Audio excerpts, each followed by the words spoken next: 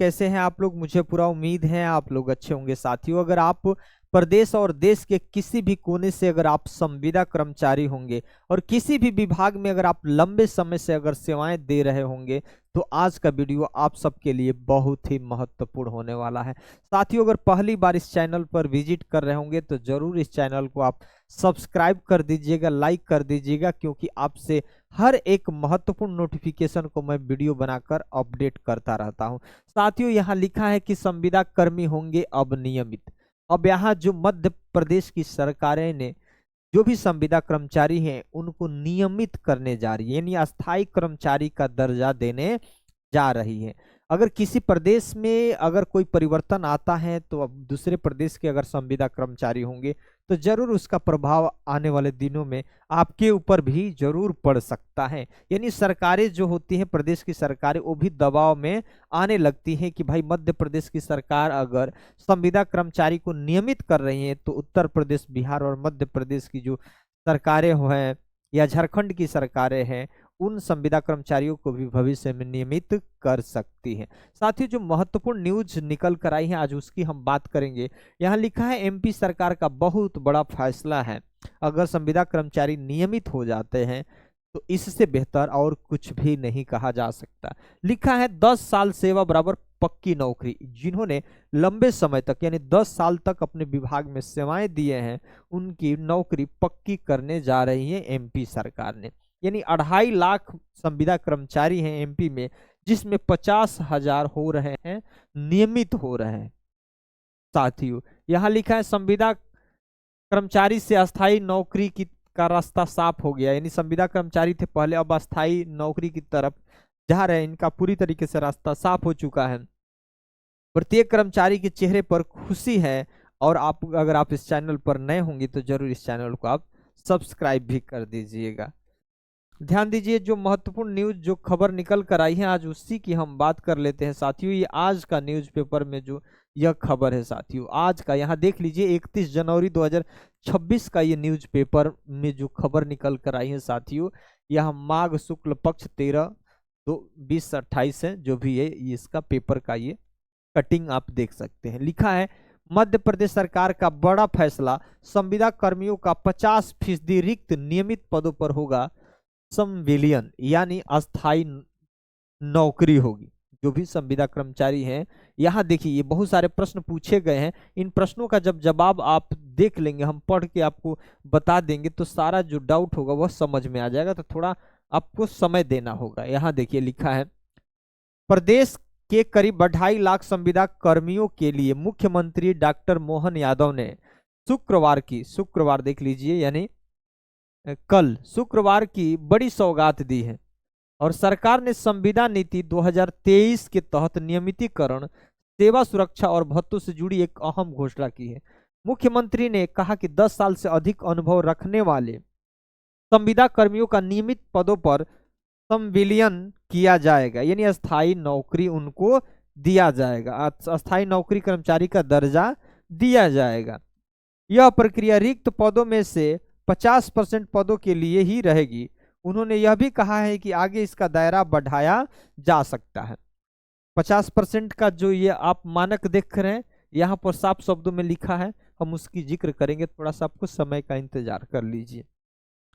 इससे हजारों संविदा कर्मियों के लिए अस्थायी नौकरी का रास्ता खुल गया है। सीएम ने घोषणा की कि टीटी नगर स्थित दशहरा मैदान में मध्य प्रदेश संविदा कर्मचारी संयुक्त संघर्ष मंच के राज्य स्तरीय सम्मेलन की। ठीक, इसके साथ ही संविदा कर्मियों को कर्मचारी के समान महंगाई भत्ता डीए देने और सेवा समाप्ति के मामले में सीसीए नियम लागू करने पर भी सहमति बनी है। यहाँ देख लीजिए वह सब कुछ जो आप जानना चाहते हैं, वह सब कुछ जो आप जानना चाहते हैं। क्या जानना चाहते हैं? पहले तो यह देख लीजिए, पहला प्रश्न है इस फैसले का फायदा किसे होगा। पहला प्रश्न, इस फैसले से फायदा किसे होगा?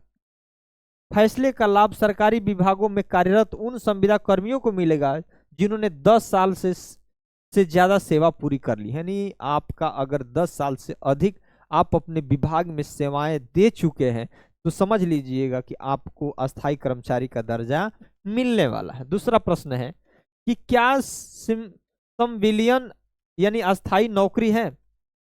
यहाँ देख लीजिए, ये शब्द आपको मैंने बताया तो थोड़ा सा लगा ना, इसका अर्थ तो मैंने बता दिया था।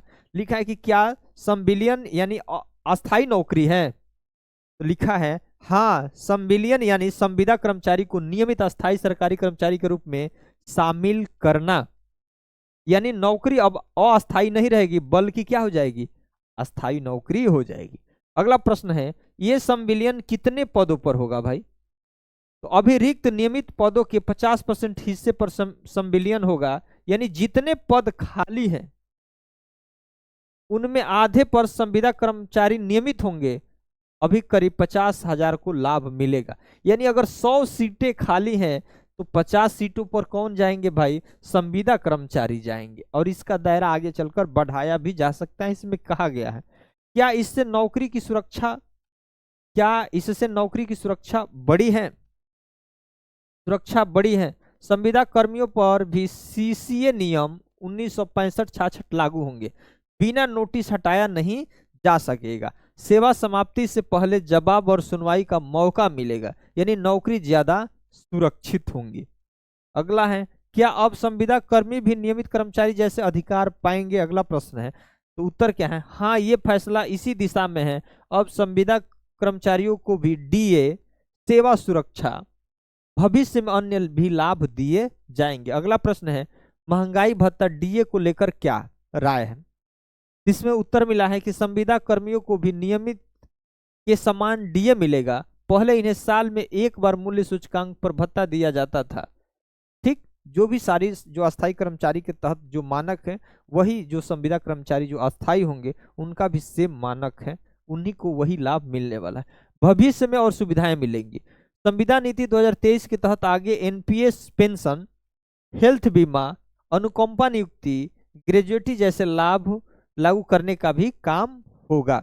यानी पेंशन वाला जो एनपीएस है, ये एनपीएस पेंशन वाला और ग्रेजुएटी और हेल्थ बीमा जैसी जो सुविधाएं हैं, आगे उसको लागू किया जाएगा या उस पर काम होगा। संविलियन तुरंत लागू हो जाएगा यानी नहीं, पहले नीति में संशोधन होगा, फिर विभागवार रिक्त पदों की प्रक्रिया शुरू होगी, उसके बाद 50% इनको लिया जाएगा, फिर 50% में जो आपके अन्य लोग जो आएंगे उनको भर्ती किया जाएगा। यहाँ देख लीजिए, अभी तक नियम क्या था? जो संविदा अधिकारी या कर्मचारी नियमित पदों के समक्ष संविदा पद पर लगभग 5 साल सेवा पूरी कर चुके हैं, उनके लिए विभाग में सीधी भर्ती के तहत अधिकतम 50 पद या रिक्त पदों में से 50% तक नियुक्तियां आरक्षित रखी जाती थी। पर उन्हें भी अब अन्य अभ्यर्थियों के साथ ही सीधी भर्ती प्रक्रिया में शामिल होना पड़ता है और कम से कम 50% कट ऑफ लाना, अंक लाना क्या है, जरूरी है। अब इसका कोई मतलब नहीं है, बात बस इतना ही समझिए कि 2.5 लाख मध्य प्रदेश में संविदा कर्मचारी हैं, जिसमें 50%, जिसमें जितनी भी रिक्त सीटें आएंगी उसका 50% संविदा कर्मचारियों को अस्थायी कर्मचारी का दर्जा मिलेगा।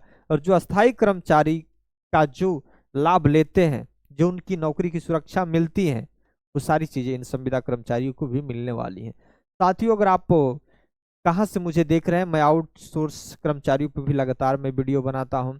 दैनिक वेतन भोगी कर्मचारी हैं, अस्थायी कर्मचारी हैं, संविदा कर्मचारी हैं, इन पे मैं लगातार वीडियो बनाता हूं। साथियों, अगर पहली बार इस चैनल पर विजिट कर रहे होंगे तो जरूर आप इस चैनल को सब्सक्राइब कर दीजिएगा, लाइक कर दीजिएगा। धन्यवाद।